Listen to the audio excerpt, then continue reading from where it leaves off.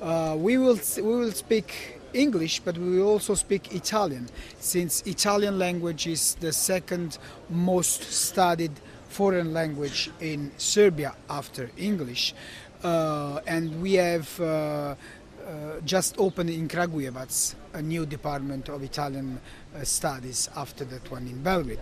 So we will have also the students from Treće Gymnasium from Belgrade, and as I said, it's all about them today. It's about them and the way they see Europe. So I want them to be provocative. I want them to ask us, perhaps to put us some very tough questions, because it's them we have to ask to when it comes to the European project, the European path of Serbia.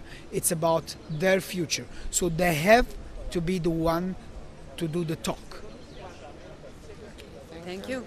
Thank you. Okay, now we'll enjoy some ice cream.